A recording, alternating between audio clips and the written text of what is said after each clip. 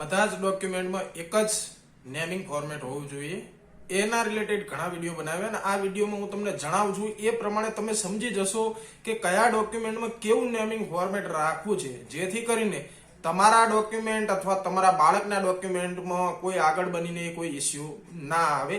જે અનુસંધાને જે તે કાયદામાં સુધારણા થાય છે, જે તે નવા પરિપત્રો આવે છે, એ અનુસંધાને નવા ફોર્મેટમાં આપણે ચેન્જીસ કરવાની જરૂર બનતી હોય છે. પણ મેઇન થિંગ અહીંયા એવી હતી કે તમારા એજ્યુકેશનલ ડોક્યુમેન્ટનું ફોર્મેટ કેવું હતું, બાકીના તમારા જે ડોક્યુમેન્ટ છે એમાં તમારું નેમિંગ ફોર્મેટ કેવું બનતું હતું, એના રિલેટેડની અહીંયા હું તમને વાત કરું છું. તો શાંતિથી તમારે સમજવાની છે, જેથી કરીને તમને આગળ બનીને કોઈ ઇસ્યુ ના આવે ને તમારા જે તે ડોક્યુમેન્ટમાં તમારે સુધારણા કરવા છે એ કરી શકો. તો તમારે જે તે તમારા એજ્યુકેશનલ ડોક્યુમેન્ટમાં તમને આગળ પણ મેં ઘણા વિડીયો બનાવ્યા જેમાં તમને જણાવેલ હતું કે તમારું જે તે આપણું જે ઓફિશિયલી હું તમને જણાવું તો જે મારા પોતાના ડોક્યુમેન્ટમાં પણ મારું જે નેમિંગ ફોર્મેટ છે એમાં જે મારા એજ્યુકેશનલ ડોક્યુમેન્ટ છે, જેવી કે મારી 10મા 12માની માર્કશીટ છે, મારી એલસી છે, કે એના પછીની જે મેં ગ્રેજ્યુએશન કે જે પણ આગળની મેં પોસ્ટ ગ્રેજ્યુએશન હું કરું છું, એમાં મારું નેમિંગ ફોર્મેટ પ્રમાણે મારી પ્રથમ સરનેમ આવે છે, પછી મારું નામ આવે છે અને પછી મારા ફાધરનું નામ આવે છે.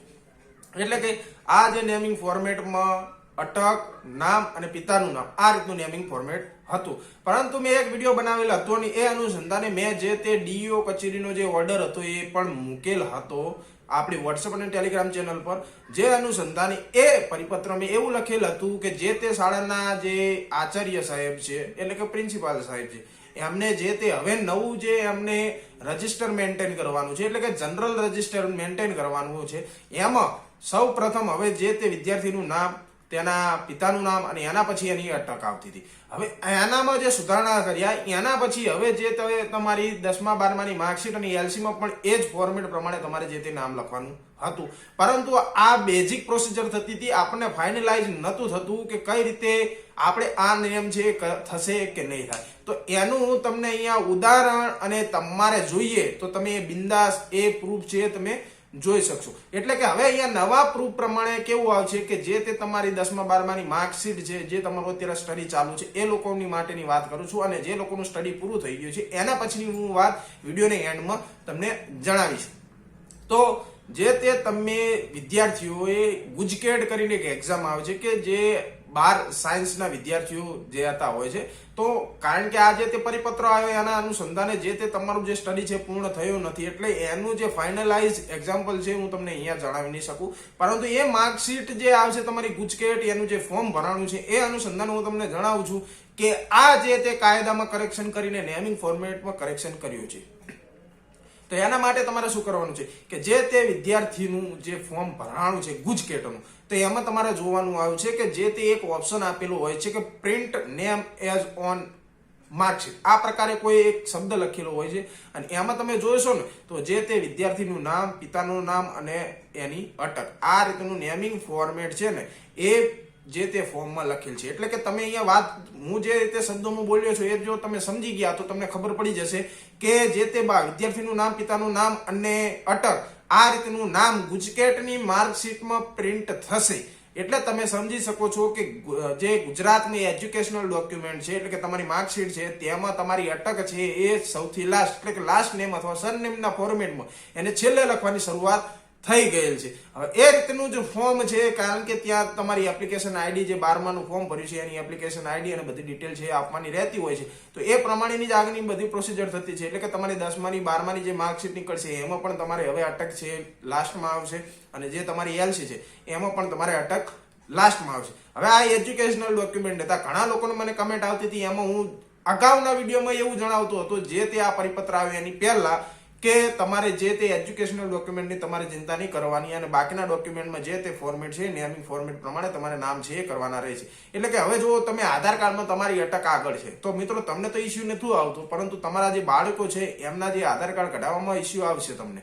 તો કઈ રીતનું છે કે એમના જે જન્મના દાખલા છે એમાં નેમિંગ ફોર્મેટમાં એવું કરવામાં આવ્યું છે કે બાળકનું નામ છે અને પિતાનું નામ છે પછી એની અટક આ રીતે લખવાની આવે છે. હવે એ પ્રમાણે બાળકનું જે તે આધાર કાર્ડ નીકળી જશે. ક્યાંક તમારી ઓળખાણ સારી હશે જે તે તમે નેમિંગ ફોર્મેટમાં કરેક્શન કરાવીને તમે જે તે નામ છે એ કરાવી શકો, કોઈ ઇસ્યુ નથી, પરંતુ આગળ જઈને તમને પ્રોબ્લેમ આવે છે. હું અહીંયા તમને કઈ રીતનો પ્રોબ્લેમ છે તમારે ફેસ કરવાનો થાય છે કે જેમાં તમારે પિતાનું નામ છે જન્મના દાખલામાં ત્યાં આપેલું હોય છે, જેમાં પણ તમારા પિતાનું નામ, પિતાનું નામ અને અટક આ રીતનું લખેલું હોય છે, અને માતાના નામમાં માતાનું નામ, માતાના મતલબ હસબન્ડનું નામ છે અને પછી એમની અટક આ રીતનું છે. જ્યારે તમે એ બાળકનું આધાર કાર્ડ કઢાવવા જશો એટલે કે તમારા પિતા, જે તે બાળકના પિતા અથવા માતાનું આધાર કાર્ડ પણ લઈને જવાનું હોય છે અને એમના બાયોમેટ્રિક આપવાના હોય છે.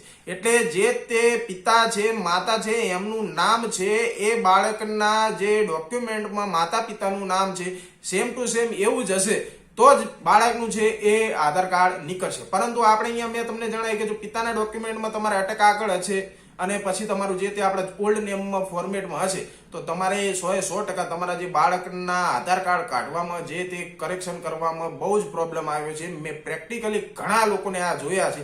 એટલે તમારે સમજી શકો છો કે આધાર કાર્ડમાં પણ હવે નેમિંગ ફોર્મેટમાં તમારે લાસ્ટમાં લખવાનું રહે છે. પાન કાર્ડ એ અનુસંધાને તમારા સુધારણા થઈ જશે, એમાં પણ તમે લાસ્ટમાં સરનેમ લખી શકો છો, ચૂંટણી કાર્ડમાં પણ લખી શકો છો. એક વાત તમારે એક ખાલી ડ્રાઇવિંગ લાયસન્સમાં જ પ્રોબ્લેમ આવી શકે છે, પરંતુ એમાં એવું છે કે જે તે વ્યક્તિનું નામ, વચ્ચે એમના ફાધરનું નામ અને પછી એમની જે તે અટક આ રીતનું હોય છે.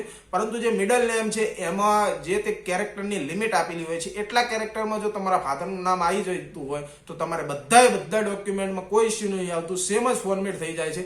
પરંતુ જો તો જે તે વ્યક્તિનું નામ છે વધારે લાંબુ રહેતું હોય છે, જેવું કે ભાઈ છે, કુમાર છે, આ રીતના તમે શબ્દો જે નામની પાછળ વાપરતા હોય છે, મોહમ્મદ વાપરતા હોય છે, આ રીતના જે તે નામ વાપરતા હોય છે તો એ એમનું નામ છે ને એ લોંગ થઈ જતું હોય છે. એટલે કે જે તે વ્યક્તિનું નામ એના પિતાના ફર્સ્ટ કેરેક્ટર જ તમારે લખવાનું આવે છે અને પછી એમની અટક. એટલે આ નેમિંગ ફોર્મેટ એક લાયસન્સમાં તમારે ચેન્જીસ કરવાનો બની શકે છે. બાકી બધા ડોક્યુમેન્ટમાં તમે જો તમારી જે તે અટક છે એ પાછળ લખો તો કોઈ ઇસ્યુ જ્યાદાતર હવે બનશે નહીં, કેમ કે જે તે તમે કોઈ પણ ફોર્મ ભરશો ત્યાં હવે આધાર કાર્ડ અને જે તે તમારા ડોક્યુમેન્ટ છે એ પ્રમાણે હવે આવી શકે છે. હવે અહીંયા મેં તમને વાત કરી હતી, હું લાસ્ટમાં તમને જણાવીશ કે તમારે જે લોકોને 10મું 12મું પૂર્ણ થઈ ગયું છે તો એમને શું કરવાનું. તો તમને મિત્રો અહીંયા એક જ વાત જણાવીશ, 1-2 વર્ષ તમારે ચિંતા કરવાની નથી, તમારે જસ્ટ વેટ એન્ડ વોચ કરવાનું છે. એના પછી જે તે પ્રોસિજર આવી શકે છે, પરંતુ હું અહીંયા તમને અનુમાન લગાવી શકું કે કઈ રીતે તમારે જે તે પ્રોસિજર કરવાની બની શકે છે. પરંતુ અહીંયા તમને ફાઇનલાઇઝ 100% તમને નહીં જણાવતો, 100% ના કહી શકાય, પરંતુ કારણ કે આ મારું અનુમાન છે. તો તમારે કેવું કરવાનું બની શકે, જે તે તમે સ્કૂલને છે તમારી જૂની એલસી છે આપી શકો છો, અને નવા જે તે રજિસ્ટ્રાર કે જે તે ફોર્મેટ પ્રમાણે જે તે સ્કૂલના પ્રિન્સિપાલ છે એ તમને નવા ફોર્મેટ પ્રમાણે તમારી એલસી કાઢી આપી શકે છે. અને 10મા 12માની જે તે તમારી માર્કશીટ છે તો તમને ખ્યાલ હશે તો 1952 થી પછીના જે તે રીતે 7, 12, 8 જે ઓનલાઈન રેકોર્ડ થયેલ છે એવી રીતે તમારા ગુજરાત એજ્યુકેશન બોર્ડનો પણ જે તે તમારો ડેટા છે ઓનલાઈન થયેલ છે. ત્યાં તમે તમારી ડુપ્લિકેટ માર્કશીટ મંગાવો છો તો એ જે તે અનુસંધાને જે તે તમારા નેમિંગ ફોર્મેટ પ્રમાણે તમારું નામ છે એ પ્રિન્ટ થઈને કે એમના રેકોર્ડમાં બનીને તમારું જે તે નવી માર્કશીટ છે એ પણ આવી શકે છે. આ એક માત્ર માનું અનુમાન છે, જોઈએ છે 1-2 વર્ષ સુધી તમારે વેટ એન્ડ વોચ કરવાનું છે, બીજું કાંઈ જ કરવાનું નથી. એટલે તમે મેં આ જે તે તમારે ફાઇનલ પ્રૂફ જોવું હોય કે મેં એઝ નેમ ઓન માર્કશીટ આ રીતનું જે લખેલ છે તો તમારા જે તે કોઈ રિલેટિવે ગુજકેટનું ફોર્મ ભરેલું હોય તો એ ફોર્મ છે તમે ચેક કરી શકશો, જેથી તમને ખબર પડી જશે કે એમાં કઈ રીતનું નેમિંગ ફોર્મેટ આવશે અને તમારા બાકીના જે એજ્યુકેશનલ નેમમાં જે તે પ્રોબ્લેમ આવતા હતા જે નેમિંગ ફોર્મેટમાં એ તમે સોલ્વ કરી શકો છો.